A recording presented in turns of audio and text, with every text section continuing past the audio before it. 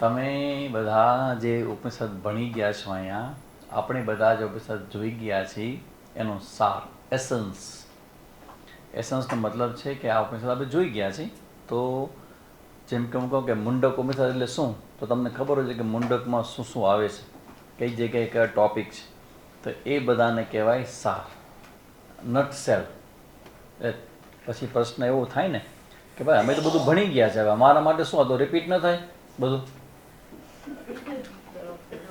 આ તો બધું ભણી ગયા છે કે હવે શું, હવે તો બધું પૂરું થઈ ગયું એમ.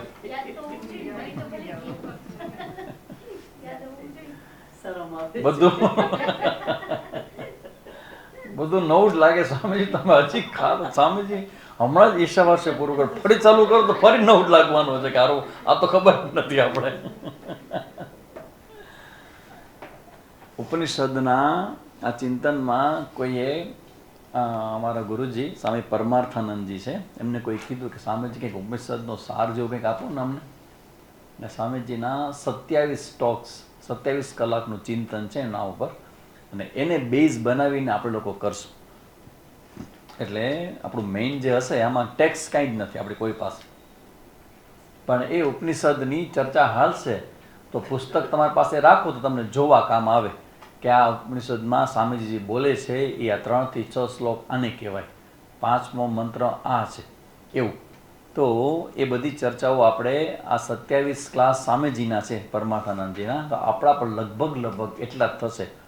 એટલે હવે પછીના લગભગ 6 મહિનાનું મટીરિયલ આપણા માટે નવું હશે, અને આપણે જે જોઈ ગયા છીએ એને આપણે સિંહાવલોકન પાછું ફરી કઠોપનિષદમાં શું હતું, મુંડકમાં શું હતું, માંડુક્યમાં શું હતું, એ બધું ધીમે ધીમે કરીને આપણે ફરી જોશું.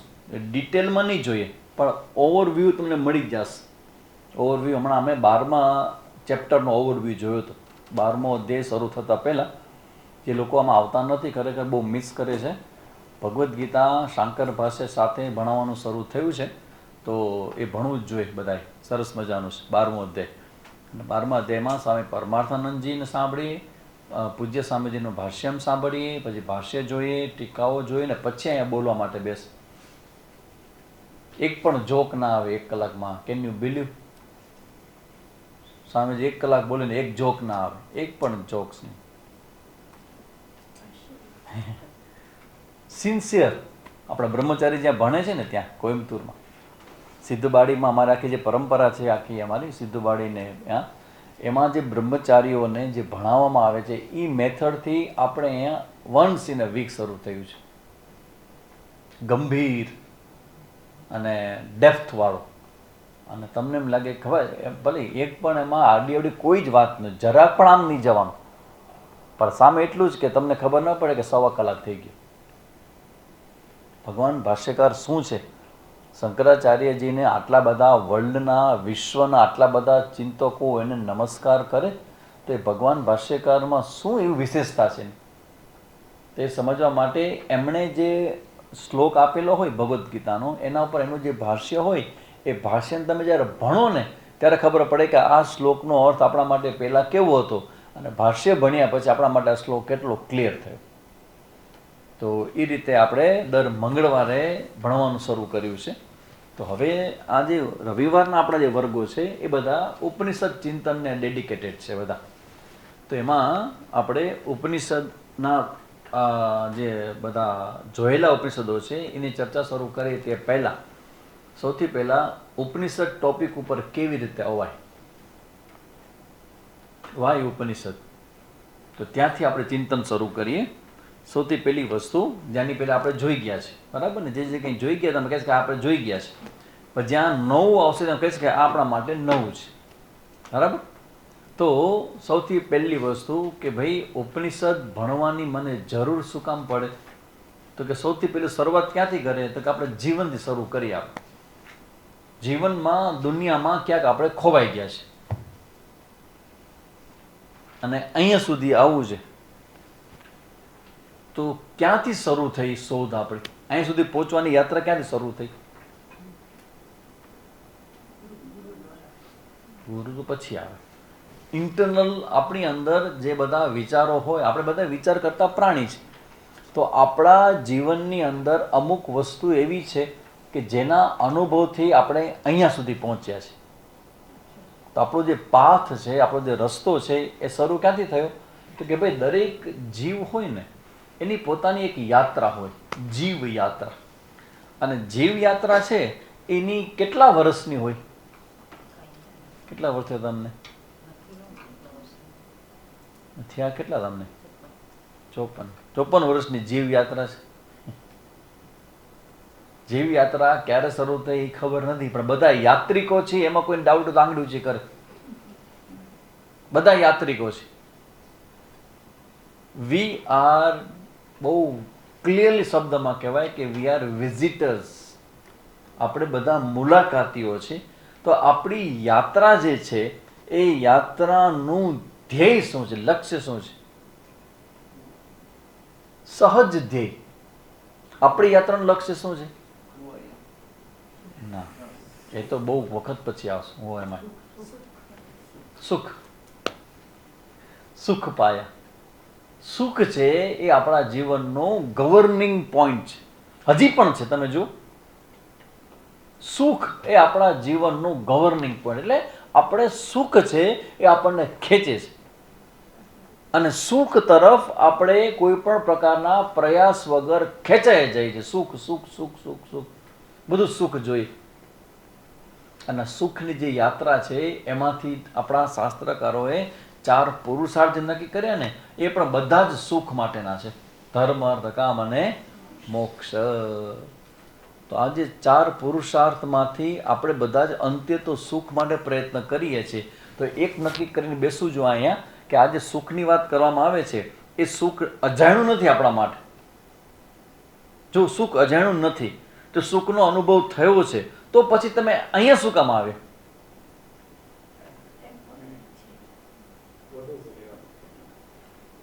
એક વસ્તુ સ્વીકારવી પડે તમારે. હા, તમે ગમે તે રીતે તમે આ વસ્તુને જુઓ, એક વસ્તુ સ્વીકારવી પડે કે જે સંસારમાં સુખનો અનુભવ કર્યો અને જ્યાં સુખની સંભાવનાઓ છે એ બધી સંભાવનાને આપણે કન્ક્લુડ કર્યું કે એ સુખ મારા માટે ઇનફ નથી, નોટ ઇનફ. નથી મળ્યું તો કહી જ ન શકાય. અને મળ્યું છે કેટલું? ઓહ, ઘણું બધું મળ્યું. છતાં હું પૂછું કે ઘણું બધું મળ્યું છે, પૂર્ણ મળ્યું કે નહીં? લાગે તમને કે હજી એમાં ટ્રાય કરવી જોઈએ આપણે? આને શું કહેવાય? પરીક્ષે લોકાન કર્મચિત્તાન નિર્વેદ. વૈરાગ્ય જે છે ને એ જ્યારે જ્યારે બુદ્ધિ હાલશે ત્યારે વૈરાગ્ય આવશે આવશે ને આવશે. આ એક પ્રકારનું વૈરાગ્ય કે સંસારની અંદર રહેતું જે સુખ છે એ સુખ એ મારા જીવનનું લક્ષ્ય જરૂર છે, પણ મને તેને સંતોષ નથી. શું કામ? કે સુખના પ્રકારો આપણે બદલતા રહીએ છીએ, અને આટલા બધા પ્રકારો બદલ્યા છતાં પણ હજી મને પૂર્ણ સુખ મળ્યું નથી. તો આ પૂર્ણ સુખ માટેની યાત્રા છે, દરેક જીવની યાત્રા છે. અને એ સંદર્ભમાં સ્વામીજી બહુ સરસ સમજાવે કે ભાઈ આ સુખ જે છે એ સુખ તો તમારું પોતાનું સ્વરૂપ છે. તો હવે સુખ મારું પોતાનું સ્વરૂપ હોય તો સૌથી પહેલો પ્રશ્ન આવે કે સૌથી પહેલાં તમે જે સુખ કહો છો એ જે સંસારમાં મેં જે અનુભવ્યું એ સુખ અને તમે જે કે સુખમાં શું ફરક છે? તો કે ભાઈ એ સુખ અપૂર્ણ છે, આ સુખ પૂર્ણ છે. જે શાસ્ત્ર પણ સુખની જ વાત કરે છે, બરાબર. બીજું, સંસારનું સુખ છે એ સ્વતંત્ર નથી, જ્યારે તમારા સ્વરૂપનું જે સુખ છે ને એ સ્વતંત્ર સુખ છે. આ ડિફરન્સ છે બે. ઓલું અપૂર્ણ, આ પૂર્ણ. ઓલું પરતંત્ર, આ સ્વતંત્ર. તો આવું જે સુખ છે એ મારું સ્વરૂપ હોય સપોઝ, તો પછી મને અનુભવાતું કેમ નથી? કોણ કહેશે? ચલો, આટલા વખત હવે ભણો છો, તમારી કસોટી સ્વરૂપ. સુખ છે એ આપણું સ્વરૂપ છે. આટલા વખત તમે સાંભળો છો દરેક વખતે. તમે પૂછું છું કે સુખનું જે સ્વરૂપ શાસ્ત્ર આપણું બતાવે છે એવો આપણને આપણી જાત પ્રત્યે આપણને એવો અનુભવ થાય છે ખરો? હા, ધારો કે હું કોણ છું જિજ્ઞાસા તમને સપોઝ ઊભી નથી થઈ, પણ શાસ્ત્ર એવું કહે છે કે તમે પૂર્ણ છો, તમે આનંદ સ્વરૂપ છો, અને આપણે સંસારમાં ક્યાંય આવો અનુભવ થયો નથી. તો હવે શાસ્ત્ર જે કહે છે, ધારો કે હું આનંદ સ્વરૂપ હોઉં તો શાસ્ત્રની સામે જ પૂરો પક્ષ છે. જો હું આનંદ સ્વરૂપ હોઉં તો મને સુખનો અનુભવ કેમ ન થાય? સુખના અનુભવ માટે મેં કંઈ કરવું પડે મને કહો. હા ભલે અનુભવ વિશે ભલે સહજ છે, એ વાત હજી એ મુદ્દો નથી. એને એમ જ જોવાનું, આગળ જઈને પછી આવશે એ તો બોમ્બાટિંગ છેલ્લે આવશે અનુભૂતિ ઉપર. હા તમે હાઈ લેવલ બધું ભણી ગયા છો ને, એટલે ગ્રાઉન્ડ લેવલનું તમારી પાસે બહુ ક્લિયર નથી હજી, એટલા માટે મેં રિપીટ કર્યું છે કે આ બધા નવા નવા આવે સીધા લેન્ડ થયા છે બધા મહારાજાઓ, બધા સીધા તૈતરીયમાન ને છાંદોક્યમાં આપણા મુંડકમાન માંડુક્યમાં બધા લેન્ડ થયા છો બધા. એમ ના હાલે. તમે રાજકુમાર છો બધા, સીધા સ્વર્ગમાં સીધા માંડુક્યમાં આવ્યા છો. બેઝ રૂટનો બેઝ છે. અને આ હવે તમે જોજો કે આ જે ચિંતન કરવું જોઈએ આપણા માટે ખરેખર કેટલું જરૂરી છે. આટલા વર્ષના ચિંતન પછી 2006માં યાત્રા શરૂ થઈ, 18-19 વર્ષ થયા આ ઉપનિષદ યાત્રાને. ફરીથી આજ તમે જો ચિંતન કેટલું ફ્રેશ છે આપણા માટે, કે સુખ છે એ જો મારું સ્વરૂપ હોય જે શાસ્ત્ર કહે છે તે, તો પછી મને કેમ એ ધ્યાનમાં નથી આવતું કે મને અનુભવ નથી થતો? યસ, શાસ્ત્રના જ્ઞાન પ્રત્યે શ્રદ્ધા અને નિષ્ઠા. જો શ્રદ્ધા રાખી શાસ્ત્રના જ્ઞાન પ્રત્યે, ધારો કે શ્રદ્ધા ન હોય તો પછી મારી યાત્રા થાય જ નહીં, મારી પ્રવૃત્તિ જ ન થાય એમાં.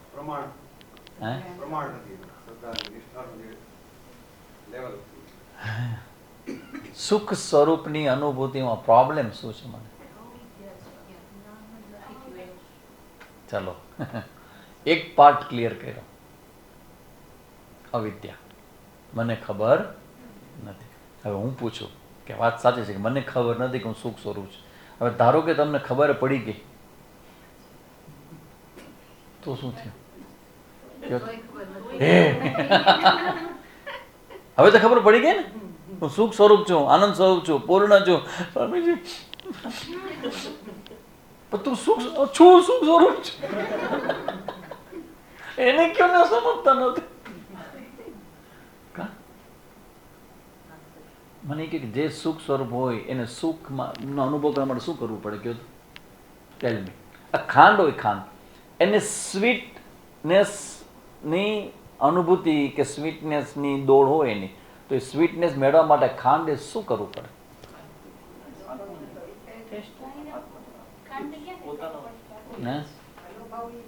ભલે જાણવાનો વિષય, ચલો હાલો જાણવા, હું તમે કહું છું તને જાણી લ્યો, તો તમે જાણી તો ગયા. ખાંડ ખાવી પડે. હવે એ તો તમારા માટે કહેજો, ખાંડ માટે પૂછું છું. ખાંડને કંઈ કરવું પડે? હવે હું તમને પૂછું કે તમે સુખ સ્વરૂપ છો કે નહીં, તો તમે શેના માટે બધું કરો છો?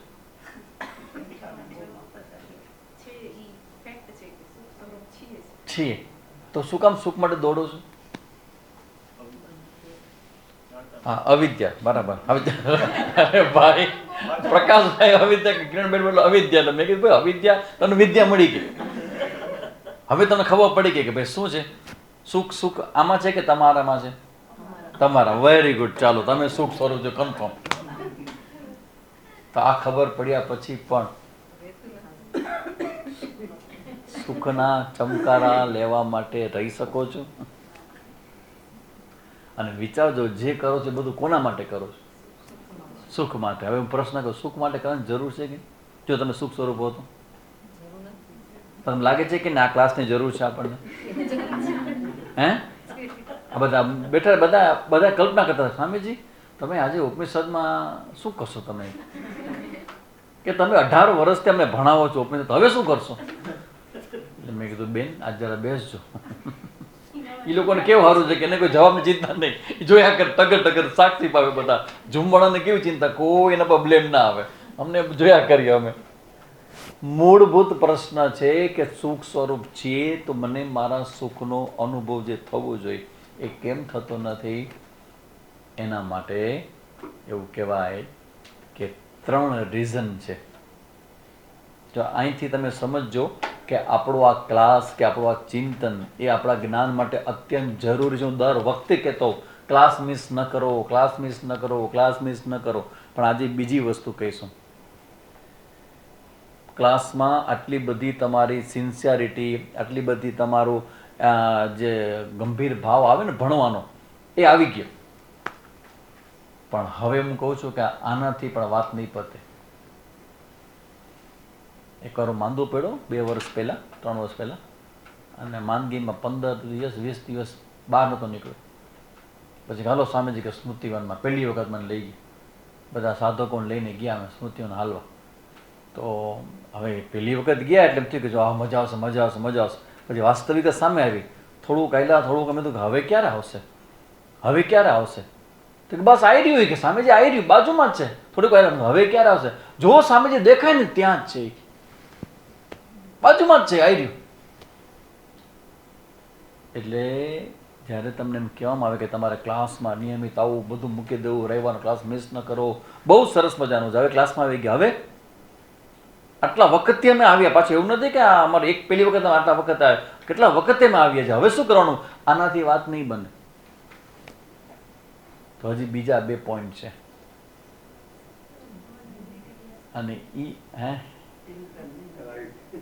2 પોઈન્ટ બીજા છે જેના વગર આ આપણું, જો એવું નથી કે આ પાછળથી કહેવામાં છે, પહેલેથી કહેવામાં આવ્યા છે, પણ આપણું ઘણી વાર કેવું હોય, ફોકસિંગ શ્રવણ ઉપર એટલું બધું હોય, બીજાના જે પ્રેક્ટિકલ જે એપ્લાઇડના સાધનો છે ને એના પર ધ્યાન ના જાય. શ્રુતિ જ્યારે કહેતી હોય કે ઉપનિષદના ભગવદ પાદ શંકરાચાર્ય ભગવાન જ્યારે કહેતા હોય તો ક્યારે કહેતા હોય? એને ખબર હોય કે ખાલી તમે અહીંયા આવીને શ્રવણ કરી જશો ને આપણું થતું જ નથી.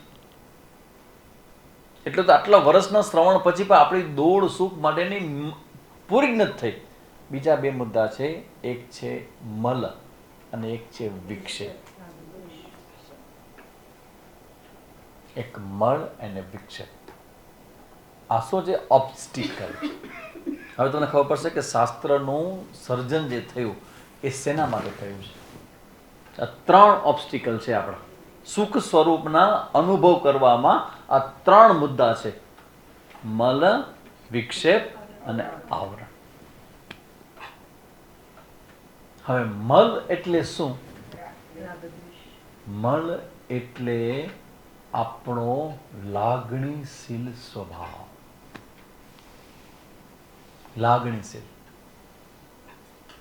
સ્વભાવ, બધી જ લાગણીઓમાં આવી ગઈ. આપણી જે બધી લાગણીઓ છે એ બધી એમાં આવી જાય. જે લાગણીઓથી પ્રેરાઈને આપણે રિસ્પોન્સ આપીએ છીએ જગતનો. જેમ કે મને ગમે છે તો તમને ગમો ઊભો થયો. હવે એ ગમો કેવી રીતે ઊભો થાય છે? વસ્તુના, વ્યક્તિના, પદાર્થના કોઈક એવા આસ્પેક્ટને કારણે આપણને અંદરથી ગમો હોય. વાહ, આઈ લાઈક ધીસ. એ સામાન્ય રીતે પણ હોય આઈ લાઈક ધીસ, પણ આઈ લાઈક ધીસ જ્યારે વધારે ડેપ્થમાં જાય ને ત્યારે એક ભાવના આવે કે મને જે ગમે છે ને એ મારી પાસે હોવું જોઈએ. એટલે રાગ એટલે આસક્તિ. આસક્તિનો મતલબ છે ખેંચાણ, એટ્રેક્શન, ખેંચાણ. હવે ખેંચાણનું જ્યારે તમે લોજિક આપો ને તો તમારી પાસે આન્સર કાંઈ જ નથી. જેનાથી ખેંચાણ થાય, જે આપણને બહુ ગમે એની હું જે ચર્ચા કરું ને તો તમારી પાસે આન્સર નથી એનો. જેમ કે હું તમને એમ કહું કે ચલો ભાઈ તમને શ્રીખંડ ભાવે છે. શું કામ ભાવે છે? જરા મને કહો તો, જવાબ આપો. તમને શ્રીખંડ ભાવે છે, શું કામ ભાવે છે? આ જેને આવડતો શ્રીખંડ આપી શકે જવાબ, બીજાને કલ્પના કરવી પડશે. મોટા ભાગને શ્રીખંડ ભાવતું જોઈએ નહીં. આઈસ્ક્રીમ વધારે પોપ્યુલર શું? શ્રીખંડ કે આઈસ્ક્રીમ? આઈસ્ક્રીમ. આઈસ્ક્રીમ ભાવે છે. વાય. જો આ આસક્તિ જે છે ને એ બતાવજો શું કેવી રીતે કામ કરે છે. વાય, શું કામ ભાવે છે? હા હા, બસ મજા આવી. Very good, very good. બસ આ જ મને ખપે છે. એટલે મને સુખ, મને આ આઈસ્ક્રીમ ગમે છે કેમ કે જ્યારે આઈસ્ક્રીમને હું ધારણ કરું છું ત્યારે મને સુખાનુભૂતિ થાય છે. કરેક્ટ? સુખની અનુભૂતિ થાય છે. તો મારું એટ્રેક્શન આઈસ્ક્રીમ છે કે સુખાનુભૂતિ? સાવ સાચું કહેજો. સુખાનુભૂતિ. મને સુખ કરશે. હવે એ આઈસ્ક્રીમ કરે કે પછી કોઈક દ્રશ્ય કરે કે પછી કોઈક ગીતો કરે, સંગીત કરે કે પછી મારી લાગણીઓને કોઈક શબ્દો દ્વારા વખાણ કરે, કોઈ પણ વસ્તુ, જે વસ્તુ મારી અંદર સુખાકાર વૃત્તિ જન્માવે એ મને ગમે. અને જ્યારે વારંવાર અભ્યાસ થાય ને એનો, ત્યારે એમાં આસક્તિ જન્મે. પેલા તો ખાલી અનુભવ જ થાય સુખનો. કોઈ પણને તમારે છોકરાને કેવું છે કે આ તો ખા, તો છોકરાને તમે સવારે શું કહેશો? બહુ મજા આવશે. ઘણા એવા ને જેને કંટ્રોલા ના ભાવે. કંટ્રોલા ખબર છે કોઈ છોકરા આ શબ્દનો અર્થ કંટ્રોલા? શાક કંટ્રોલાનો. એને અહીંયા અમારે કહેવાય કકોડા. અહીં કંટ્રોલા કહે છે કે મેં કકોડા સાંભળ્યું. હવે કકોડાનું શાક હોય, આ તમે છોકરાઓને કહો કે આ ખા, તો તમે શું કહેશો? સૌથી પહેલા અરે કકોડા એટલે ખલાસ, આ હા હા હા, એટલી મજા આવશે, એટલી મજા આવશે. એમાં હેલ્થના બેનિફિટ છે બધું. પછી એ ખબર જ શું, કારણ કે ખરેખર સારું છે, હેલ્થ માટે બહુ જ સારું છે. પણ જ્યારે રાગ ઊભો થાય ને, ત્યારે ઊભો થતા શું કે તમને મજા આવશે. કોઈ પણ છોકરાને કે છોકરીને શીશામાં પૂરવા હોય, જેમાં પણ, બસ એના માઇન્ડમાં ઘુસાડી દેવા કે આ તને મજા આવશે. એ ઘૂસી ગયો એટલે માણસ જીવ છે ને એ ગાય જેવો છે બિચારો. શું સમાનતા જીવ ને ગાયમાં? એ ઘાસ જોઈને વાય વાય પડ્યો આવશે. જ્યાં 200 કિલોમીટર 300 કિલોમીટર હાલ્યો આવશે, ઘાસ દેખાડો એને, જાય ભાઈકો.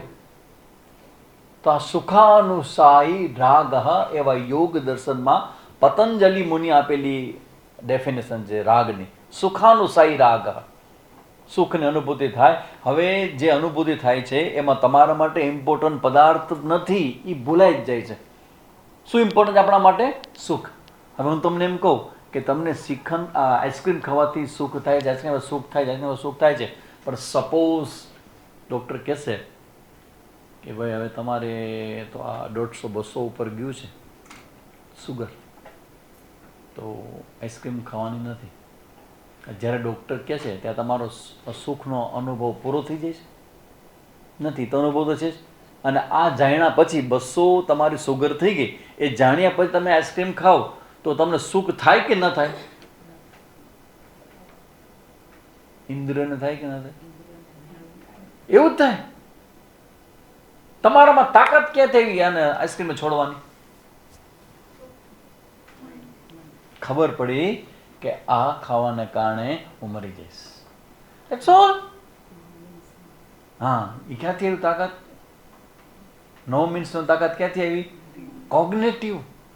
કે આ કચ્છની અંદર આ જે વિચાર બહુ ક્લિયર જ નથી. આ કચ્છની પ્રજાની અંદર આ વિચાર ક્લિયર નથી કે કોગ્નેટિવ ચેન્જથી શું થાય, કે શું થાય આમ કરવાથી. આ સત્સંગ શું થાય? તમે જ્યારે હોય ત્યારે વાતો જ કરતા, શું થાય વાતો કરવાથી? Cognitive change. તમને જ્યારે ખબર પડે કે આ વસ્તુ મારા માટે બરાબર નથી, જ્ઞાન થાય, તો તમારી પ્રવૃત્તિ પર તમારું જ્ઞાન પ્રભાવ પાડે છે કે નહીં? મને કહ્યું કેવું પાડે છે? તો પછી અહીંયા જ્ઞાન જ આપવામાં આવે છે. તો એ જ્ઞાન તમારી પ્રવૃત્તિને પ્રભાવિત કરે ને કરે. એટલે જ્યારે રાગ થાય, આ મલમાં શું છે કે રાગ એટલે કે મને ગમે અને એવી પ્રવૃત્તિઓ થાય. અને બીજો છે એનો જ વિરોધી. એક જ છે, એના 2 પાર્ટ છે, રાગ અને દ્વેષ. તો એ જ્યાં સુધી મને વ્યવહારની અંદર મારા રાગ દ્વેષ ભર્યું મારું વ્યક્તિત્વ છે, પર્સનાલિટી છે, ત્યાં સુધી આ સુખ સ્વરૂપ હું છું એ બુદ્ધિથી સમજાશે ખરા? અનુભવાશે. હવે ખ્યાલ આવે છે કે અમે શ્રવણ કરીએ છીએ તો અમને કેમ અનુભવાતું નથી કે હું સુખ સ્વરૂપ છું? એટલા માટે કે હજી અંતઃકરણની અંદર રાગ દ્વેષના સંસ્કારો છે, રાગ અને દ્વેષ. તો જો આ સંસ્કારો મારા માટે ઓબ્સ્ટિકલ હોય, તો મારે જ્ઞાનમાં નિષ્ઠા મેળવવી હોય તો મારે હેન્ડલિંગ કરવું પડશે કે નહીં મારા રાગ દ્વેષનું? અને રાગનો મતલબ છે કે મને જે ગમે છે એ મને જોઈએ, અને દ્વેષ એટલે એ નથી ગમતું એ હે ના દ્વેષ એટલે શું? અણગમો એટલે શું? નથી ગમતું. તો નથી ગમતું હોય એના પછી તમારું વર્તન શું હોય, વ્યવહાર શું હોય? દૂર થવાનો. કાં તમે થઈ જવાનો, કાં એને કરો. બે, હાજરી સહન નહીં થાય.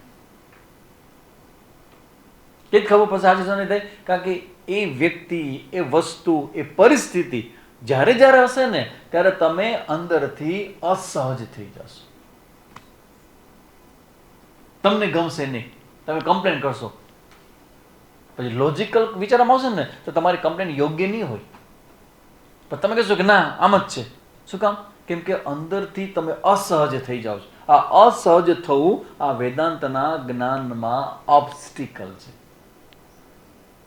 તો હવે વિચાર કરો, હવે તમને આપણને કેટલી જગ્યાએ રાગ છે ને કેટલી જગ્યાએ દ્વેષ છે. મુખ્ય પાંચ જ્ઞાનેન્દ્રિય અને છઠ્ઠું મન, એ બધામાં રાગ છે. જોવામાં રાગ, સાંભળવામાં રાગ, સુગંધમાં રાગ, ટેસ્ટમાં તો આખું જગત આપણેમાં આવી ગયું, અને સ્પર્શમાં રાગ.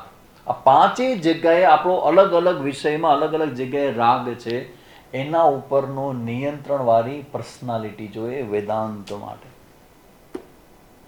વિચાર કરો, ગંભીર વિષય કેટલો છે. બાકી કોઈ પણ વસ્તુ આપણી સામે આવે અને ભોગ કરી લેવો એ બહુ સરળ છે. પણ તમારી સામે આવે, તમે ખાઈ શકો એમ હો, છતાં પણ તમે વિચારો કે આ ખાઈશ તો કાલ સવારે મને પ્રોબ્લેમ થશે, 2-4 દિવસ પછી પ્રોબ્લેમ થશે, એવું વિચારી અને વસ્તુનો ત્યાગ કરવો, એવી પર્સનાલિટી જોશે. ત્યાગવાળી પર્સનાલિટી.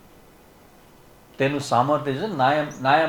નાયમ એવા આત્મા બલહીન લભ્ય આવશે કઠોપનિષદમાં કે બળહીન વાળા લોકોને આ આત્મા મળતો નથી. એટલે આત્માનું શ્રવણ થશે, ગુરુ કૃપાથી તમને આત્માનું જે જ્ઞાન છે એ થઈ જશે, પણ એ જ્ઞાન નિષ્ઠાવાળું નહીં બને. અને મોક્ષ કોણ આપશે? નિષ્ઠા. તમને પોતાને થશે પ્રશ્ન કે સામે જે જ્ઞાન છે મારા જીવનમાં ઠેકાણા કાંઈ નથી. સાવ અમે બધા કેમ કોના જેવા છીએ? અળસિયા જેવા. અળસિયા એટલે સરપોલ્યું. સરપોલ્યું કોને કહેવાય? સામે આમ ઊભું રહી એવું કે જરાક પૂછે દબાવ જાય ભાઈ, અહીંયા હાથ મૂકો તો આમ ભાગે, અહીંયા હાથ મૂકો આમ ભાગે, ભાગા ભાગ ભાગા ભાગ ભાગા ભાગ ભાગા ભાગ. બળહીન વાળા લોકોને આ આત્મા, ઇવન મનુષ્ય તરીકે શરીર મળ્યું છે, ભગવાને બુદ્ધિ આપી છે, અનુકૂળતાઓ આપી છે, વસ્તુ તમારી સામે છે, પણ તમે એને મેળવી નહીં શકો. તો આ મળની વાત થઈ, રાગ દ્વેષ. એના પછીનો બીજો પ્રોબ્લેમ શું છે? વિક્ષેપ. વિક્ષેપ એટલે એજિટેશન. વિક્ષેપ એટલે એજિટેશન. એજિટેશન એટલે શું? મનની અશાંતિ. મનમાં આવતા ઘણા બધા વિચારો એ મનનો પ્રોબ્લેમ નથી. મનમાં આવતા સંકલ્પો એ મનનો પ્રોબ્લેમ નથી. મનનો પ્રોબ્લેમ શું છે? કે જ્યારે તમારે જે વસ્તુમાં મનને લગાડવું છે એ સમયે મન ન લાગે તો એ પ્રોબ્લેમ છે. વિક્ષેપ. મલ વિક્ષેપ. આ વિક્ષેપનો એવો છે કે મનની ચંચળતા. તો મન તો ચંચળ જ હોય ને. ચંચલમી મન કૃષ્ણ. તો ભગવાન કે હા સાચી વાત છે, ચંચળ જ છે મન. તો ચંચળતા જે છે એવું જે મન છે એ મન આ વેદાંતના જ્ઞાન માટે અયોગ્ય છે. અયોગ્ય એટલે અધિકારી નથી. અધિકારી નથી ખબર કેમ પડે? તમને આમાં રસ પડે, તમે આવો એ તો બહુ સારું કહેવાય, પણ એમાં સ્થિર થવું ને એમાં ઊંડાણમાં જવું અને આચાર્યના શબ્દો બોલાય અને એવો ભાવ આવે. કેવો ભાવ આવે? Yes I can fly. Yes I can fly. વાંચ્યું છે? નથી વાંચ્યું? સાગર પંખી, જોનાથન લિવિંગટન સિંગલ. ફરજિયાત બધાએ વાંચવું જોઈએ. આપણે પાસે છે લાઇબ્રેરીમાં સાગર પંખી. આવું નાનું પુસ્તક. પણ સમાજની સામે પોતાના લોકો છે એની સામેનો યુદ્ધ કેવી રીતે કરાય ને કેવી રીતે જીતાય, અને એક પંખી ઉડી શકે ક્યાંય સુધી અને બીજું પંખી શીખવા માટે આવે, અને એ પછી શીખવા જે આવે છે ને કે જો આમ કર, જો આમ કર, જો આમ કર, જો ઓલું શીખી જાય અને પછી બોલે કે હા yes I can, yes I can, હું ઉડી શકું છું, હવે મને દેખાય છે તમે જે કહો છો એ. તમે જે સ્વરૂપની વાત કરો છો, જે આનંદ સ્વરૂપની વાત કરો છો, પૂર્ણની વાત કરો છો, નાવ આઈ ગોટ ઇટ. અને જેને સમજાઈ જાય એ શું કરે? તમને લાગે છે કે જેને બીજું કંઈ કરે કંઈ જ ના કરે. આ બાપુની કથા જેવું છે. રામાયણની કથા કે ભાગવતની કથા કોઈ હાલતી હોય અને માણસો સાંભળતા હોય અને જે કરતા વાહ વાહ વાહ વાહ વાહ વાહ વાહ શું વાત કરી છે. એ કથાના મંડપની બહારથી એક ભાઈ નીકળ્યા, ચોર હતો બેઝિકલી, અને એને ગુરુએ આજ્ઞા આપી હતી કે કદી પણ મહાત્માને ના સાંભળજે. આપણા સ્વધર્મમાં આવે મહાત્માને નહીં સાંભળવાનું, સત્સંગ બસંગ નહીં કરવાનો, તો તું ચોરીના કામમાં માસ્ટર થઈ શકે. ટર્મ્સ ને કન્ડિશન. અને એ કે ચોર, અને પાછો બ્રિલિયન્ટ ચોર, પણ એને નિયમનો પાકો કે નહીં સાંભળવાનું, નહીં જ સાંભળવાનું કથામાં. એમાં એ કથા હાલતી હશે અને ત્યાંથી નીકળ્યા, અરે કથા કાને હાથ દીધા, સાંભળવાનું મને કંઈ ગુરુજી ન સંભળાય. પણ એ કથા મંડપ પાસે કંઈક પગમાં એને ખૂચી ગયું કાકરો, તો કાકરો લેવા હાથ હટી ગયો. જેવો હાથ હટ્યો અને શબ્દ પડ્યો કે જીવનનું એકમાત્ર સાચું લક્ષ્ય હોય તો ઈશ્વરની પ્રાપ્તિ છે, બધા લક્ષ્ય ખોટા. એકમાત્ર કલ્યાણકારી હોય તો ઈશ્વરના સ્વરૂપનું દર્શન છે. સાંભળી લીધું અને સાંભળીને લાગી ગયું, કેમ કે તૈયાર હતો, બ્રિલિયન્ટ હતો. અને પછી ઘરે ગયો કે હારું આ તો ખોટું કરું છું. એક શબ્દ સાંભળ્યો અને મૂકી દીધું, અને એવું બધું મૂકી દીધું કે પોતાની જાતને પ્યોર થવા માટે એ વયો ગયો ઋષિકેશ.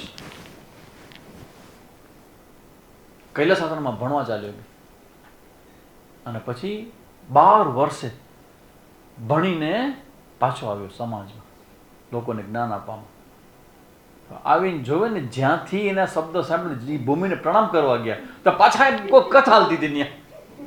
અને જે હજુ કરનારા એ બધા ઉભા હતા, બધા વાહ વાહ વાહ વાહ વાહ વાહ.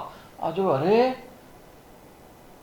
આ કથાનો એક શબ્દ હું સાંભળ્યો અને હું બાવો થઈ ગયો. આ લોકો 12 વર્ષથી વાય શું કામ? કોઈ એકને સમજાય બધાને છે, કેમ લાગતું નથી?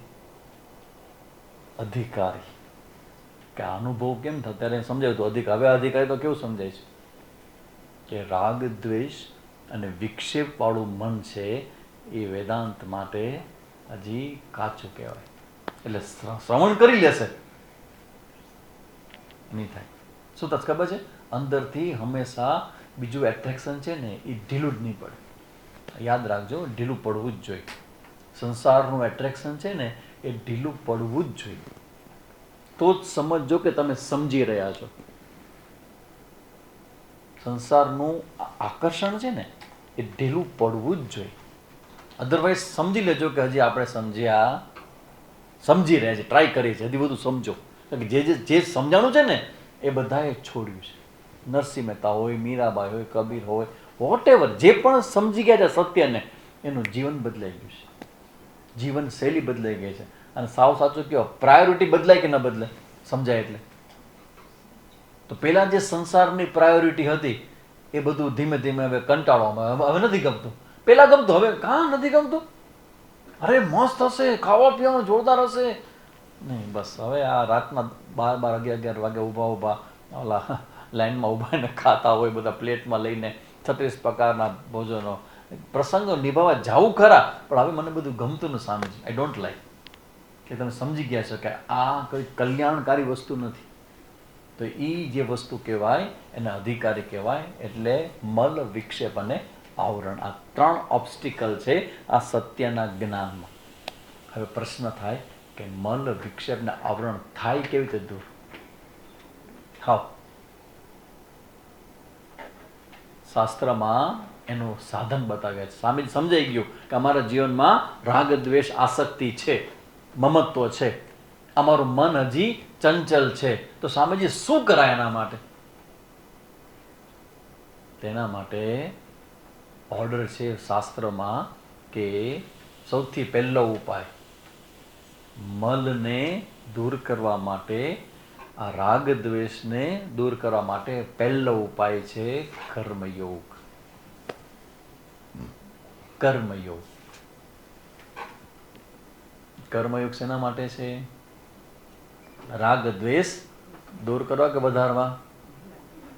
દૂર કરવા માટે. તમે કર્મયોગ એપ્લાય કરો તો રાગ દ્વેષ વધે કે ઘટે? ઘટે. કેવી ખબર પડે? જેમ જેમ તમે કર્મયોગમાં પ્રવીણ થતા જાઓ એમ એમ તમારી અંદર ગુસ્સો ઘટતો જાય, ભય ઘટતો જાય, દ્વેષ ઘટતો જાય, રાગ અને આસક્તિ ઉપર નિયંત્રણ આવે. ગમે ત્યારે ગમે તે છોડી શકો, ગમે ત્યારે ગમે તે રમત કરી શકો તમે, કેમ કે તમારો રાગ દ્વેષમાં મન મુક્ત થયું છે, ખેંચાણમાંથી મન મુક્ત થયું છે.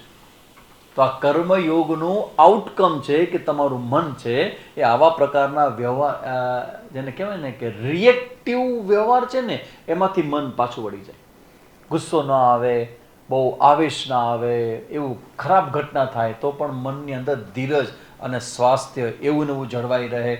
કોઈ પ્રત્યે આસક્તિ થાય તો પણ એની મર્યાદા જોઈને એમાંથી બહાર આવવા માટે તમારું મન અવેલેબલ હોય. ગમે ખરા પણ તમારા ઉપર માથે ન બેસી જાય. તમે કહો નો મીન્સ નો, એટલે નો મીન્સ નો થઈ જ જાય. થઈ જ જાય. નો મીન્સ નો તમને સહજ લાગે, આમાં શું છે, આમાં શું છે કે આ નહીં તો નહીં, જાવ દે પૂરું. અને બીજું કે અરે તન દીધી ઊંઘ નથી આવી, કે હા હા નથી રહેવાતું સ્વામીજી, નથી રહેવાતું.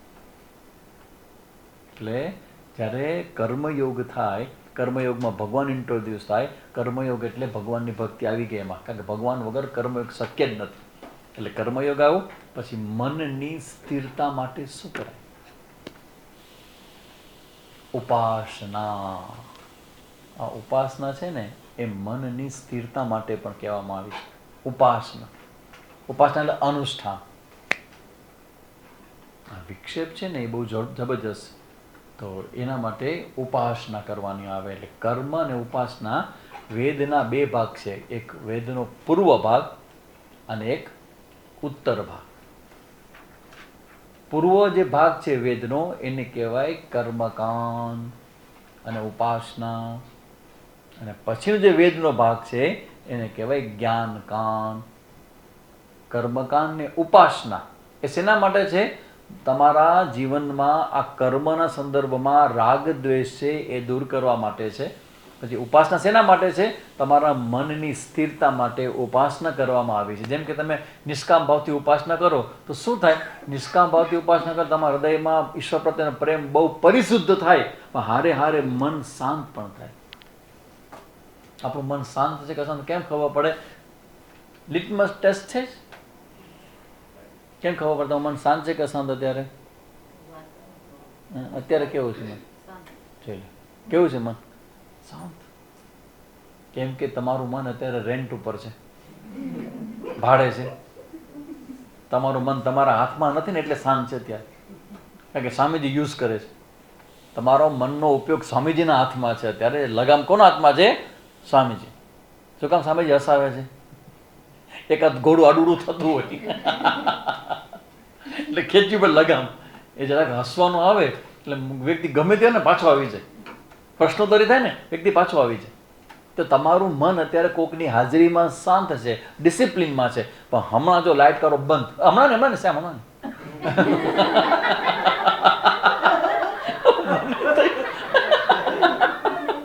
મને થયું હજી તો વાત કરું તો આટલું બધું બ્રિલિયન્ટ બ્રહ્મચારી મારી વાત હજી પૂરી ન થાય ત્યાં સાહેબ ઉભો થાય કે લાઈટ બંધ કરી નાખું. વાક્ય મારું અધૂરું હતું, ઉભો જ થઈ ગયો છે. તો અત્યારે ધારો કે ધ્યાનમાં બેસી આપણે તો શું થાય? બસ ખબર જ છે સ્વામીજી શું થાય. ધ્યાન કેમ કરતા નથી તમે? એટલા માટે કે સ્વામીજી ધ્યાનમાં થાકી બહુ જાય છે. ધ્યાનમાં થાકી જાય. તે ધ્યાનમાં થાકવાનું હોય. અરે ભાઈ ધ્યાનમાં, અરે સ્વામીજી હું સાવ લોતપોત થઈ જાઉં છું ધ્યાન. આમ પરસેવે રહેતું ધ્યાનમાં. કેમ? તો કે વિચાર વિચાર વિચાર વિચાર આવ્યા જ કર, આવ્યા જ કર, આવ્યા જ કર. કા ભૂતકાળના કા ભવિષ્યના, મન ધડાધડી જે ભાગે જે ભાગે જે ભાગે. ઘણા માણસો આખો દી ભાગાભાગ કરતા અને બેહાડી દીધું મન ભાગા કરે આપણે. તો આને કહેવાય મનનો વિક્ષેપ. તેના માટે છે ઉપાસના. એટલે વેદનો પૂર્વ ભાગ છે એ આ વસ્તુ માટે છે. અને જ્ઞાનનો જે વિભાગ છે વેદનો, શેના માટે છે? આવરણ નિવૃત્ત્યર્થમ. આવરણ દૂર કરે. આ શ્રવણ કે તમારું રાગ દ્વેષ ને આસક્તિ ને તમારું એ બધું કઈ દૂર ન કરે. સમજાય ખરા, દૂર ન થાય. જે ગમે છે એ ગમશે જ. પણ એના માટે તમારે કર્મયોગનો મતલબ તમારે પોતાનો જે સ્વધર્મ છે એ સ્વધર્મ ધ્યાનમાં રાખો અને ઈશ્વર પ્રીત્યર્થે અહમ કરોમી એ ભાવને પાકો કરો.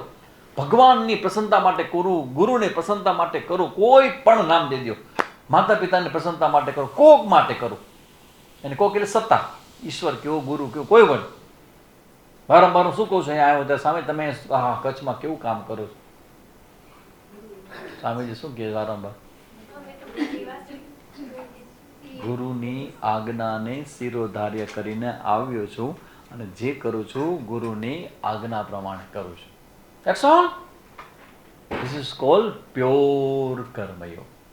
આચાર્યની પ્રસન્નતા માટે કરે. હું કરતો નથી, એની પ્રસન્નતા માટે મારા દ્વારા થાય છે. આ થાય છે કેટલું બધું અબક. કેવું અબક છે? કેવું છે અબક? ગોત્યા આખા કચ્છમાં અબક કેવું છે? અમે કે આ તો અમારું અબક છે, અમારે બનતું કેટલું કરીએ છીએ ને છાના રહેતા જ નથી. 10 વર્ષ થયા ને બધું પૂરું થઈ ગયું. હવે તો પૂર્ણાવતીને સર્ટિફિકેટ મળી ગયું. તો કે ના, તોય હજી કરવું છે. પછીના પાછા બીજા 5 વર્ષ કરું છું. કેમ? તો હવે અહીંયા બોલાવશો, મૂકશું નહીં. પણ શું મૂકશું નહીં? ક્યાં સુધી કરવાનું હોય? તમે આવ્યો છો ગીતા ઉપનિષદના જ્ઞાન દેવા નહીં, આ જ કરશું અમે. કેમ? કેમ કે આ કરવાનો જે આનંદ છે એ આનંદ કર્તવ્ય કર્મ કરવાનો આનંદ છે. કરીને કંઈ મેળવવું નથી, પણ મારું કર્તવ્ય છે, મારું ફરજ છે, મારું ધર્મ છે અને ધર્મ પાલનનો આનંદ છે. સ્વલ્પમપી ધર્મસ્ય ત્રાયતે મહતો ભયા. નાનું સરખું પણ તમારું ધર્મને ધ્યાનમાં રાખીને, સ્વધર્મને ધ્યાનમાં રાખીને કરાયેલું તમારું નાનું કર્મ તમને મહાન ભયમાંથી બચાવી દેશે. તો આ જે કર્મયોગ છે એનાથી આ રાગ દ્વેષની બધું થાય અને આવરણથી, તમારું આવરણ છે એ આ તમારા શ્રવણથી થાય, જ્ઞાન યોગથી થાય. બરાબર? હવે આપણે આવીએ કે આ જ્ઞાન જે છે એ જ્ઞાન કેવી રીતે થાય? કર્મયોગમાં તો કર્મયોગ કરીએ, બરાબર? આપણે ઉપાસનામાં ઉપાસના આપણે કરીએ, તો જ્ઞાન આપણે શું, જ્ઞાનમાં આપણે શું કરવાનું? જ્ઞાન યોગ માટે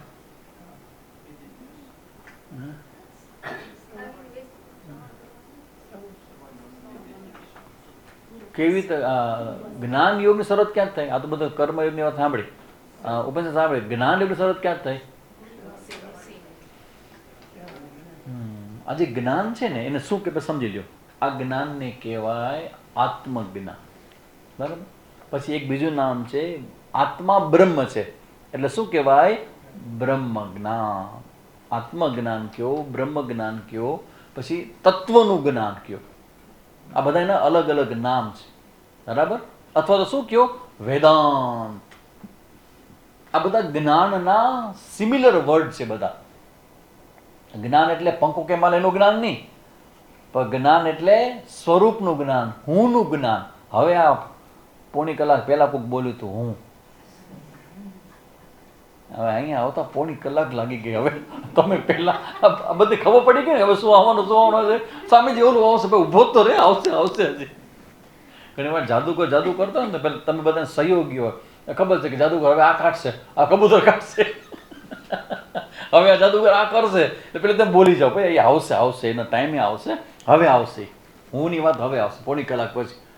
કે આ હું જે છે એનું જે જ્ઞાન છે એ આત્મજ્ઞાન કે બ્રહ્મ જ્ઞાન કે વેદાંત કહેવાય. આ વેદાંતનું એક બીજું એક વેદાંતનું વેદાંત જ્ઞાન નામ છે ઉપનિષદ. ઉપનિષદ એટલે બ્રહ્મ જ્ઞાન, ઉપનિષદ એટલે આત્મજ્ઞાન. અચ્છા, આ ઉપનિષદ શબ્દ જે છે એનો શું અર્થ થાય?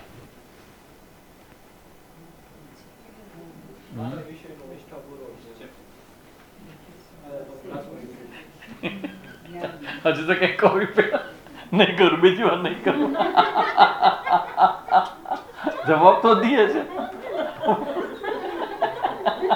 પણ મને મારવા તો દે. તું વાંચો જ નહીં લેસ કે નહીં નહીં નહીં નહીં નહીં. અરે લે યાર, ગુરુ પ્રસાદી છે, ક્યાં મળવાની છે? ગોખેલું ભૂલાઈ જાય, એ વાત સાચી છે. એટલે જો ઉપનિષદ એટલે શું, ઉપનિષદનો શું અર્થ થાય? જો ઉપ એટલે હા હા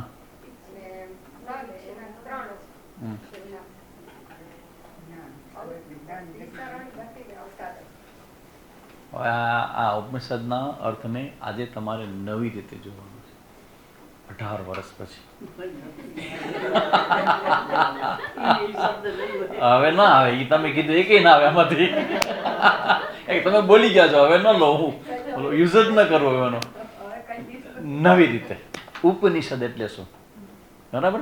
હવે જો કોઈ પણ પ્રકારનું જ્ઞાન હોય તો એ જ્ઞાન, ઉપનિષદનું જે જ્ઞાન છે એ શાસ્ત્રમાં અવેલેબલ છે ને હવે તો બધું ટ્રાન્સલેટ પણ અવેલેબલ છે, ગૂગલ છે, ટ્રાન્સલેટ કરી દીધી તમે, તો તમે જ્ઞાનને જોઈ શકો, બરાબર ને, સમજી શકો, વાંચી શકો. તો કે ના, એમ ન થાય. એ જ્ઞાન બહુ ડિફિકલ્ટ છે, બહુ સટલ છે, એટલે જ્ઞાન માટેની અમુક પ્રકારની પ્રોસેસને શ્રુતિમાં એક્સપ્લેન કરવામાં આવી છે. જ્ઞાન કેવી રીતે થાય? કારણ કે અહીંયા સુધી લોકો પહોંચતા પણ નથી જ્ઞાન માટે. જ્ઞાનની જિજ્ઞાસા કદાચ જ થઈ જાય પણ એની પ્રોસેસ ખબર નથી કેવી રીતે થાય. એની પ્રોસેસ એવી છે કે જ્ઞાન થવા માટે ગુરુ હોવા જરૂરી છે.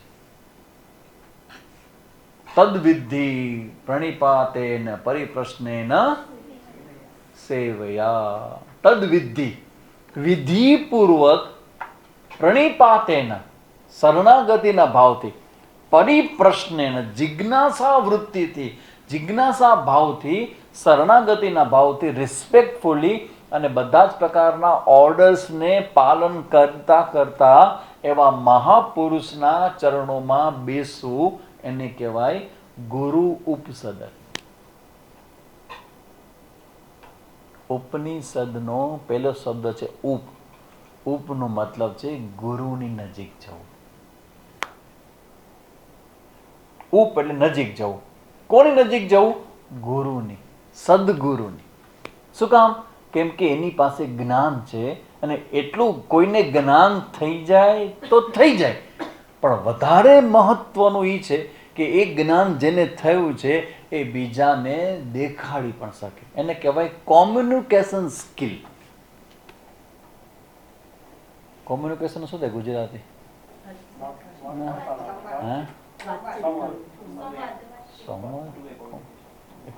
કોમ્યુનિકેશન તો ના હોય. Communication is what? વાર્તા. પ્રત્યાયન. હા, એ શબ્દ ગુજરાતી ભાષાનો શબ્દ પ્રત્યાયન. હવે મને પૂછો નહીં સ્વામીજી, આ પ્રત્યાયન એટલે શું? એટલે કોમ્યુનિકેશન. સિમ્પલ.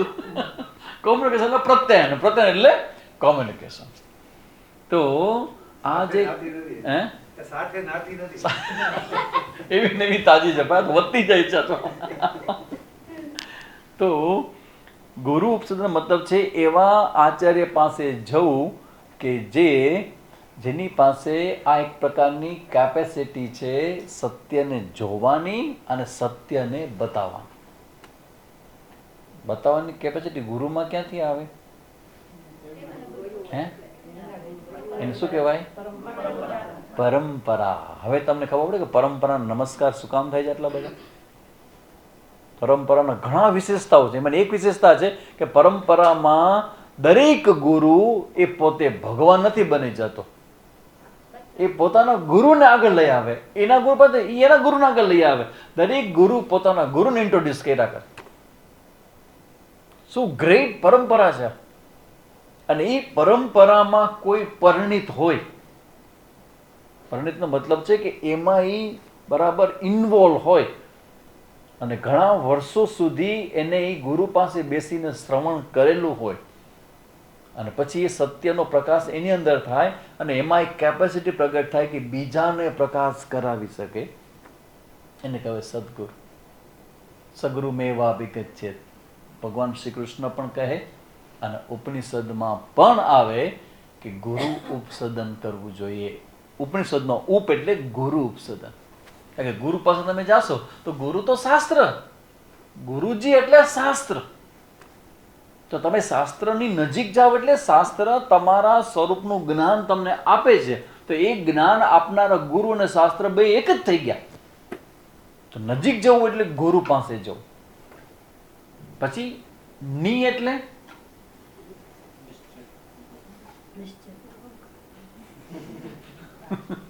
ની એટલે શું લખ્યું? ની લખ્યું છે જો કોઈ પણ પ્રકારનું જ્ઞાન હોય ને એમાં અમુક ઓબ્સ્ટિકલ હોય. ક્યાં ક્યાં ઓબ્સ્ટિકલ હોય? એક છે સંશય અને એક છે વિપર્ય. સંશય એટલે ડાઉટ. તમે કયો છો પણ આ કોન્ટ્રાડિક્ટરી વાળું વાક્ય છે, આ લોજિકલ પ્રૂવ થાય એવું નથી. સંશય. તમે કીધું તો ખરા સ્વામીજી કે હું આનંદ સ્વરૂપ છું, પણ સ્વામીજી નથી ઉતરતું આ કે હું ચૈતન્ય છું એ સમજાય. સાંભળજો, હું ચૈતન્ય છું એ સમજાય, પણ હું બધી જગ્યાએ છું ને એ સારું સમજાતું નથી. આ શું કહેવાય? સંશય. શું છે આ શબ્દ? તમે સાંભળો, સંશય બતાવું તમને. સંશય કેવું હોય? ના એમ હાથ છે ને, પ્રશ્ન. Sir objection. Objection objection objection એટલે ડાઉટ. આ તમે દલીલ કરો છો પણ દલીલમાં ફેલસી છે, ભૂલ છે. ફેલસી, ખોટું છે. ડાઉટ છે મને, તમે કહો છો પણ આવું છે નહીં. મને દેખાય છે કે એમ જ કહેતો હું, પણ તમે જે કહો છો ને એ ખોટું છે. શ્રદ્ધા વાળો હોય તો શું કે? મોહયસીવ મે. શબ્દ એમ જ કે મોહયસીવ મે ક્યાં આવે? હે માનતા છે ને ત્રીજો અધ્યાય, બીજો નહીં.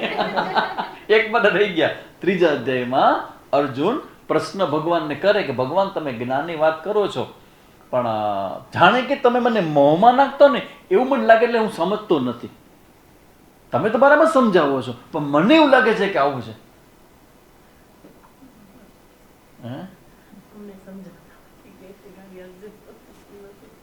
અમને જો એક તમને વસ્તુ કહું, મને તકલીફ ક્યારે થાય ખબર છે?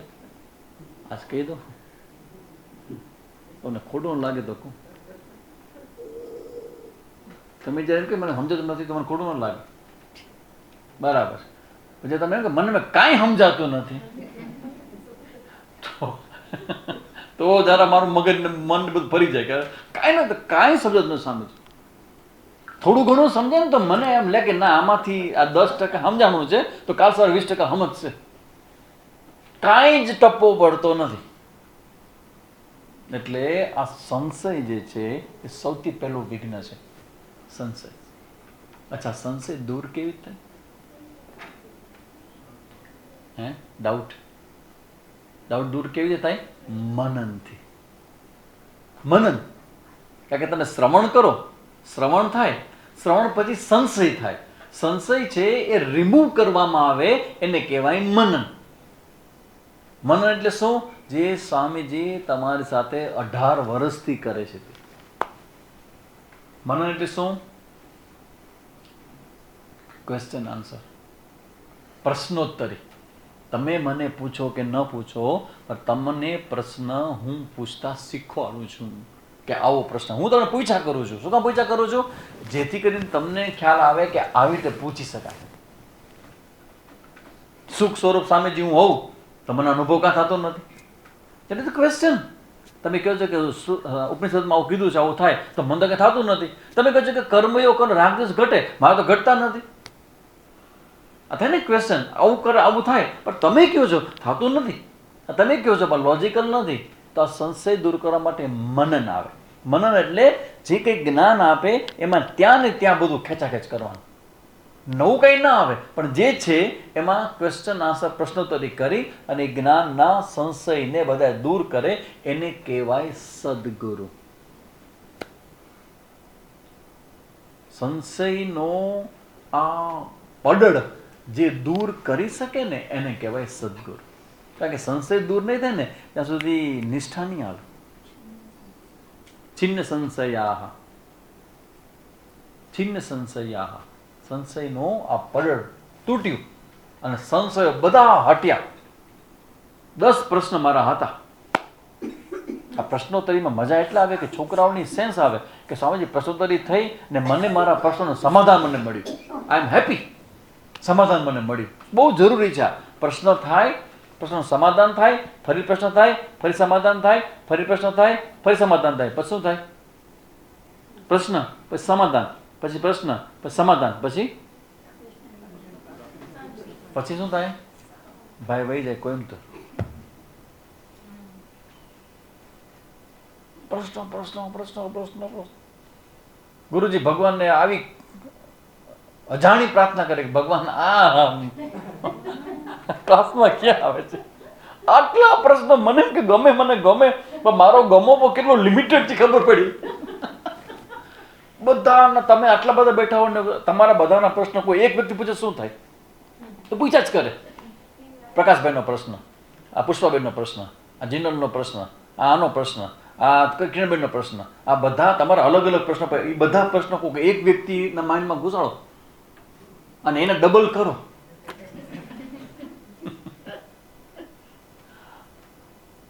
પણ પ્રશ્નો પ્રશ્નો પ્રશ્નો યાદ રાખજો, જે પ્રશ્નનું સમાધાન થાય ને, બરાબર સાંભળજો મારા શબ્દો, જ્યાં પ્રશ્નોનું સમાધાન થાય ને ત્યાં શ્રદ્ધા પાકી થાય.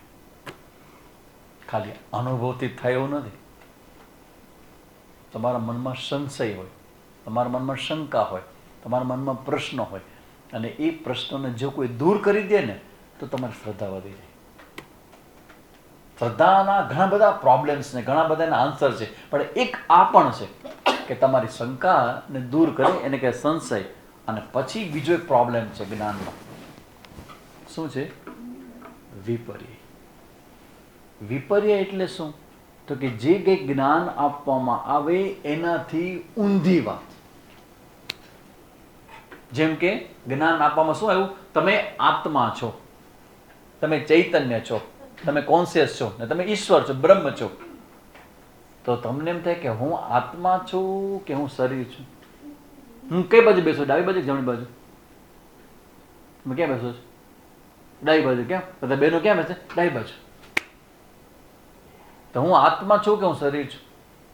થાય જાય જ નહીં. આત્માની વાત થઈ ગઈ, ચાલો હવે થઈ ગઈ. હવે 12:30 વાગે હવે શું છે? આત્માની વાત પૂરી કે નહીં? હા બસ પૂરી. હવે પેટ પૂજાનું કરો ભાઈ. હવે પણ તમે આત્મા છો ને? અરે ભાઈ આત્મા ગમે હોય, ભૂખ તો લાગે કે નહીં?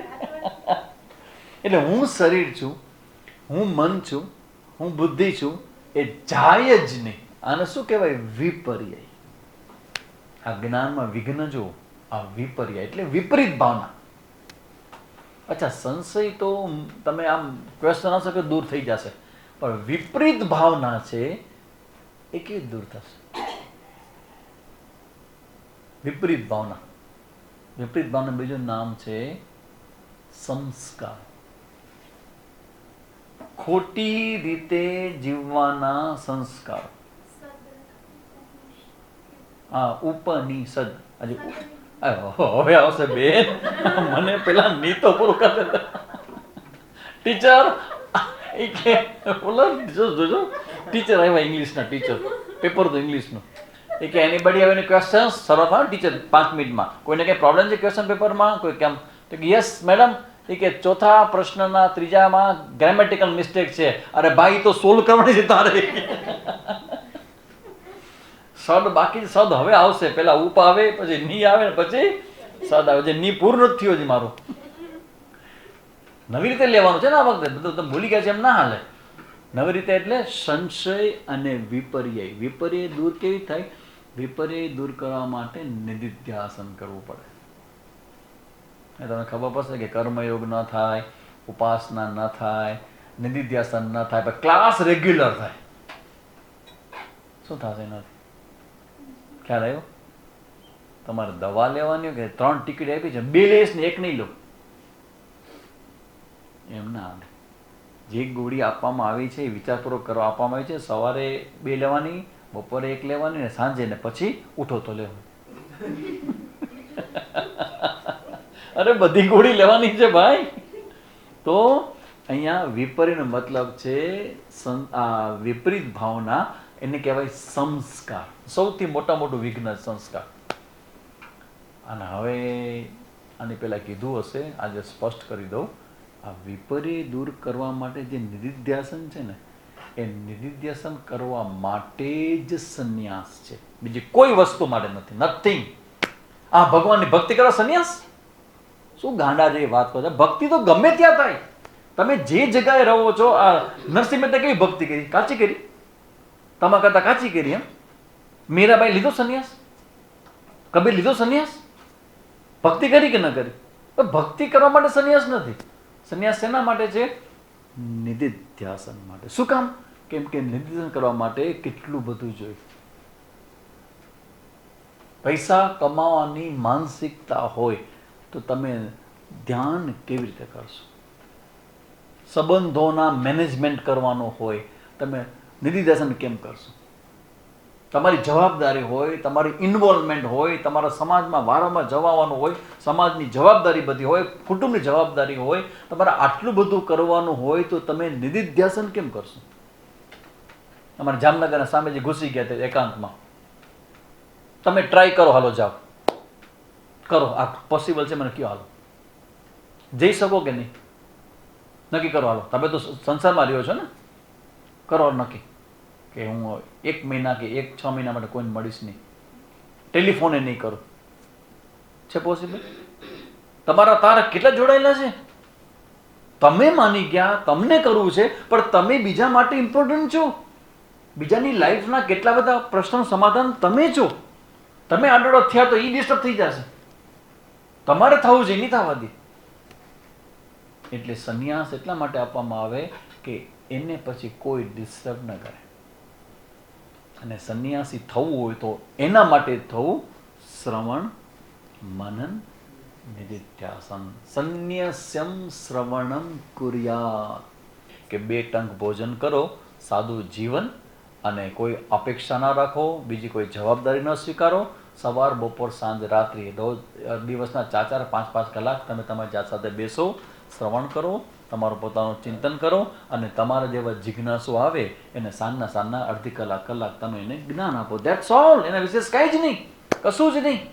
No other commitment. That is sannyas. આ સ્વામીજી જે બોલે છે ને, આ પરંપરા છે.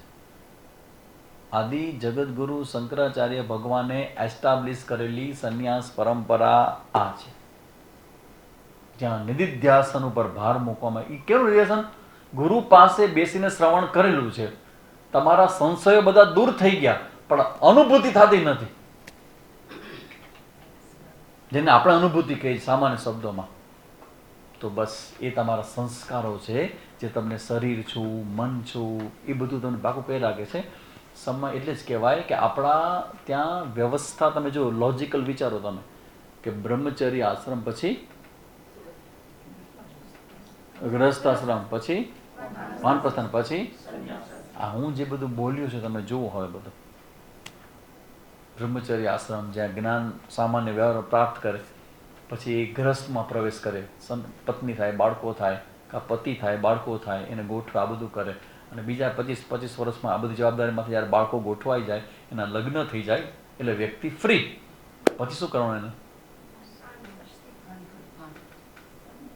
વાનપ્રસ્થે. વાનપ્રસ્થે શું કરવાનું? તમે સમજ્યા નહીં. વાનપ્રસ્થે શું કરવાનું? બેક.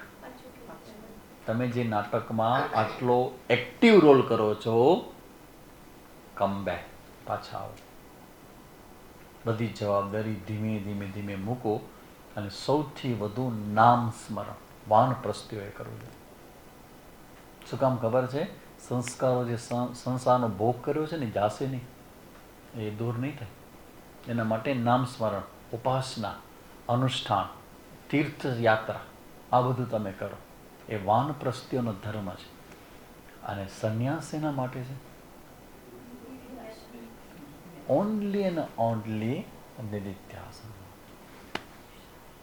તો ની એટલે નિધિધ્યાસન. શ્રવણ, મનન, નિધિધ્યાસન એટલે ની.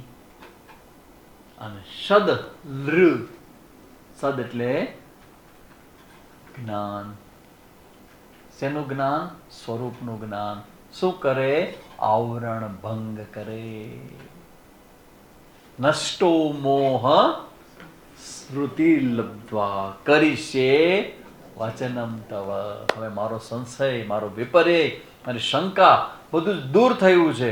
હવે તમે જે કહો છો એ પ્રમાણે કરીશ. એટલે હવે મને દેખાય છે, તમે જે જુઓ છો એ મને પણ દેખાય છે. સદ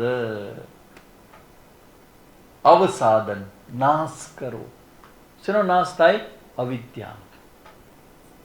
તમે અવિદ્યા કરીને અહીંયા સુધી પહોંચી આવ્યા, પણ અવિદ્યાનો બેકઅપમાં તો જુઓ, એમાં એ અવિદ્યાનો બેકઅપ મલ ને વિક્ષેપ એ બેઠા છે ને બેકઅપમાં. તો તમે શ્રવણ કરો, એની હારે હારે મલ વિક્ષેપની વ્યવસ્થા કરવી પડે, દૂર કરવા પડે. અમે બધું છોડી દઈએ. અમે શું કરીએ? ગાડા નથી જાય. અમે બધું છોડી દઈએ, સંસાર છોડી દઈએ, બધી જવાબદારી છોડી, અમે ગાડા નથી જાય. અરે ભાઈ, કેટલું કરવાનું છે? આ તમને લાગે છે કે જેટલા બધા ભણવા ગયા જાય છે આ બધા, અને ભણી ભણીને બાર બધા ગાંડા થઈ જાય? કેટલું કરવાનું છે? પાઠો કરવાના છે, વિષ્ણુ સહસ્ત્રના કેટલા પાઠ કરવાના છે, ઓમ નમો ભગવતે વાસુદેવનું અનુષ્ઠાન કરવાનું છે, મંત્ર જપ કરવાના છે, કેટલું કરવાનું છે. સંસ્કૃતના શ્લોકો ભણો છો એ બધા કંઠસ્થ કરવાનો હોય, પાકા કરવાનો હોય. સ્વામીજી સૌ ફ્રી નવરી બજાર છે, કાંઈ અમને કામ નથી. કેટલું કરવાનું છે? એટલે અમે જોતા જ નથી કે જોયે તો માથા આટલું બધું કોણ કરે? ના, આપણે નથી કરવું પડે. બ્રહ્મ છે ને, અંતે તો બધું બ્રહ્મ જ છે. ના હાલે. એ ગંભીરતા અને સિન્સિયરિટી નથી. એમાંથી સામે દયાનંદજી ન બનાય, પૂજ્ય સ્વામીજી ન બને. એમાંથી એ કરવા માટે આ બધું કરવું પડે. શ્રવણ કરવું પડે, મનન કરવું પડે, નિધિધ્યાસન કરવું પડે. એટલે ઉપનિષદ. હવે કયો મને, કેટલા વર્ષથી ભણો છો બેન? સાંભળો આટલા આ વખતમાં આવું ક્યારે? ધીસ ઇઝ ઉપનિષદ. કેટલું ડેપ્થ છે એની અંદર કે શ્રવણ કરો, મનન કરો અને નિધિધ્યાસન કરો. કારણ કે એ તમને ચેલેન્જ આપે છે શ્રુતિ, કે આ જન્મમાં જ સત્યનું દર્શન કરાવી દે છે. પણ you have to follow it. તમારે નિયમોના પાલન સાથે, કન્ડિશન સાથે એમાં જોડાવવું જોઈએ. એટલે હવે આવ્યું ઉપનિષદ. તો ઉપનિષદો કેટલા છે ભાઈ? હે? 108. અનેક છે. વેદોની અંદર ઉપનિષદો અનેક છે, પણ એમાંથી 10 ઉપનિષદને પસંદ કરવામાં આવ્યા છે, જેના ઉપર આચાર્યએ ભાષ્ય લખ્યું એટલું જ નહીં, પણ વેદવ્યાસજીએ બ્રહ્મસૂત્રમાં જેટલા ઉપનિષદોના કોટ કર્યા છે એ 10 જ છે. 10 ઉપનિષદ. જેમ 10 શાંતિ મંત્ર બોલીએ આપણે, એવી રીતે 10 ઉપનિષદ છે. હવે હું શબ્દ બોલું છું, તમને આજે શું ભણાવ્યું સામે જે ખબર છે? તમને કોઈને ખબર શું ભણાવ્યું છે? આજે જવાબ તમે આપી જ ન શકો. આપો તો તમારે તમને 101 ઇનામ દેવું પડે, હમણાં જ દેવું પડે. તમને સ્વામીજી શું ભણાવ્યું છે આજે? અથાતો બ્રહ્મ જિજ્ઞાસા. બ્રહ્મસૂત્ર. બ્રહ્મસૂત્રમાં પહેલું સૂત્ર છે અથાતો બ્રહ્મ જિજ્ઞાસા. એમાંથી પણ અથ શબ્દ વિશે સ્વામીજી આજે બોલ્યા છે. This call અથ.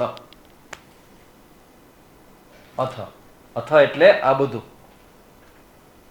આ સમજાય ને એ પછી ઉપનિષદમાં પ્રવેશ થાય, ઇન્ટ્રોડક્શન થાય તમારું. ક્યારે આવ્યા તમે ભાઈ? કયા ઉપનિષદમાં આવ્યા હતા? તૈત્તરીય. તમે માંડુ, તમે ભાઈ તૈત્તરીય માંડુ કે ડાયરેક્ટ ઉપરથી સીધું લેન્ડ કર્યું હતું તમે. આ જે બધા બેઠા છે 18 વર્ષ ત્યાં ભણી ગયા છે. આ બધું તમે બધું ભણાયું ને, બધું ભણી ગયા છે બધું. અમે બધું લખેલું રેડી છે, જુઓ બધું ભણી ગયા છે. એનો મતલબ કે આ ઉપનિષદ આજે અથાતો બ્રહ્મ જિજ્ઞાસામાં અથ શબ્દ છે, એનો અર્થ આવો થાય. હવે આ 10 ઉપનિષદ છે, એ 10 ઉપનિષદ નામ શું ક્યાં ક્યાં છે? એ ઈશ, કેન, કઠ, પ્રશ્ન, મુંડક, માંડુક્ય, ઐતર્ય, તૈતર્ય, છાંદોગ્ય અને બૃહદારણ્યક. આ જ ક્રમમાં યાદ રાખવાનું છે. એનો એક શ્લોક છે, આમાં સ્વામીજી બોલે, મેં કોટ નથી કર્યો, શ્લોક છે એનો. ઈશ, કેન, કઠ, પ્રશ્ન, મુંડક, માંડુક્ય, તિત્રી, ઐતર્ય, છાંદોગ્ય, બૃહદારણ્યક. આ 10 ઉપનિષદ છે. અને 10 10 ઉપનિષદની વ્યવસ્થા કેવી છે જોજો. યજુર્વેદના 4 ઉપનિષદ છે આમાં. કારણ કે ચારે ઉપનિષદમાં ચારે વેદમાં લીધા છે. તો પેલું છે યજુર્વેદ, એમાંથી 4 ઉપનિષદ લેવામાં આવ્યા છે. ક્યાં ક્યાં છે? કઠોપનિષદ, તૈતરીય ઉપનિષદ, બીજું તૈતરીય, ત્રીજું ઈશાવાસ્ય જેમાં આપણે ભણ્યા યજુર્વેદનું, અને ચોથું છે બૃહદારણ્યક. યજુર્વેદના 4, કઠ, તૈતરીય, ઈશા અને બૃહદારણ્યક. પછી અથર્વવેદ, એના 3 ઉપનિષદ છે. મુંડક ઉપનિષદ, માંડુક્ય અને પ્રશ્ન ઉપનિષદ. અથર્વવેદના, યજુર્વેદના 4, અથર્વના 3. હવે આવશે સામવેદ, અને કેટલા હશે? 2. ક્રમ જુઓ, 4, 3, 2. હવે 2 આવશે. સામવેદના 2 આવશે. ક્યાં ક્યાં છે? કેનોપનિષદ અને છાંદોગ્ય ઉપનિષદ. એ સામવેદના છે. કેન છાંદોગ્ય 2 થયા. હવે આવશે ઋગ્વેદ, અને કેટલા હશે? 1. ઐતર્ય ઉપનિષદ. ઐતર્ય દરેકમાં એક એક બાકી છે. જોયું ને તમે? ઓછા આપણે ભણવાનું બાકી છે કા? દરેકમાં એક એક બાકી. હા ભાઈ ભાઈ. યજુર્વેદમાં બૃહદારણ્યક બાકી છે, અથર્વમાં પ્રશ્ન બાકી છે, સામવેદમાં છાંદોગ્ય, અરે વાહ, ઋગ્વેદમાં ઐતર્ય બાકી. તો જે બાકી છે ને એ આપણે એસન્સમાં નહીં લઈએ. બાકીને બધા ભણેલા છે. કઠ, તૈતર્ય, ઈશા, મંડક, માંડુક્ય, કેન, એ બધા આપણે એસન્સમાં લેશું. હે હે કઠ, હા, પૂર્ણમદ એ બધાનો બનાવજો લિસ્ટ આખો. કયા વેદનો શાંતિ મંત્ર કયો છે એનો લિસ્ટ હોવું જોઈએ. જેમ કે ઉપનિષદનો લિસ્ટ બનાવ્યું ને આપણે, એ રીતે કયા ઉપનિષદનો શાંતિ મંત્ર કયો છે એ લિસ્ટ હોવું જોઈએ. પછી એ વેદની અંદર કેટલા મંત્રો છે ગોતી કાઢો ગૂગલમાં છે. ગૂગલ યાદ બધાને મળી જશે. હા, મુંડકનો ભદ્રમ કરણે બી. તો આ 10 ઉપનિષદ છે. હવે 10 ઉપનિષદનો સાર ભણવાનો છે. આ 10 ઉપનિષદનો સાર મતલબ હવે મુંડક કરશું, પણ મુંડક આપણો 2 જ ક્લાસમાં પૂરું થઈ જશે. હવે આવશે નેક્સ્ટ, શરૂ કરશું નેક્સ્ટ ક્લાસમાં આપણે મુંડક ઉપનિષદથી શરૂ કરશું ટીચિંગ. પૂજ્ય સ્વામીજીએ પણ એના જીવનમાં ભણવાનું શરૂ કર્યું મુંડકથી. અને મુંડક છે એ પહેલાં ભણવા માટે આપણે જો આ જે પ્રમાણે લખ્યા છે ને એ પ્રમાણે આપણે કોર્સ નથી આપણો ભણવાનો. કારણ કે અમે ઈશ્વર પહેલાં છે તો પહેલાં નહીં ભણ્યા આપણે, સૌથી છેલ્લે ભણ્યા. કારણ કે ઈશા અગ્રમ અગુરુ છે, ઈશા વર્ષ જેને ભણી ગયા. તો આપણા જે ક્રમમાં ભણવાનું છે એમાં મુંડક પહેલું છે. તો આપણે આવતા વખતે આપણે મુંડકથી શરૂ કરશું. મુંડક ઉપનિષદ એટલે શું, એમાં એનો અર્થ શું થાય, એના ઋષિ કોણ છે, એમાં મંત્રો કેટલા, એનામાં અધ્યાય કેટલા છે, એ બધું જ. જેમ આપણે કેમ ગીતાજી પહેલા અધ્યાય ભણતા હતા કે પહેલા અધ્યાયમાં આટલા આટલા શ્લોક છે, 1 થી 5માં, 5 થી 10માં, એ બધું ભણવાના છે આપણે. તો શું લાગે છે, કન્ટિન્યુ કરવા જેવું છે આ ક્લાસ? આ ખાલી નવા માટે છે એવું નહીં. નવાને એમ લાગે કે અમારા માટે લીધું. આ બધા માટે છે. કારણ કે તમે લોકો જે ભણ્યા છો એ ભણેલી વસ્તુઓ જ્યારે બરાબર એને એસન્સમાં આપવામાં આવે ને ત્યારે એકદમ પાકી થાય. અને જૂના જે નવા લોકો છે એને ખબર પડે કે ઓહો આવું બધું છે. હવે જેમાં વધારે રસ પડે એ ફરી ક્યારેક પ્રાર્થના કરજો તો એ તમારા નવા લોકોને એ ભણાવશો. જો ઉપનિષદ ભણવું હોય તે. તો આપણે નેક્સ્ટ આવતા રવિવારથી મુંડક ઉપનિષદમાં પ્રવેશ કરશું. અહીંયા સુધી રાખીએ. તો ટાઇટલ આપશું એસન્સ ઓફ દસો ઉપનિષદ. બરાબર? કારણ કે ગામમાં કોઈને ખબર નહીં પડે દસો ઉપનિષદ એટલે શું. ઉપનિષદને ખબર હોય પણ દસો ઉપનિષદ કે સામે આ નવું કાઢી હોય તમે. અમારા શ્યામને પૂછો કહી દે દસો ઉપનિષદ એટલે શું થાય. ઓમ પૂર્ણમદઃ પૂર્ણમિદં પૂર્ણાત પૂર્ણમુદચ્યતે પૂર્ણસ્ય પૂર્ણમાદાય પૂર્ણમેવાવશિષ્યતે. ઓમ શાંતિ શાંતિ શાંતિ. હરિ ઓમ શ્રી ગુરુભ્યો નમઃ. હરિ ઓમ.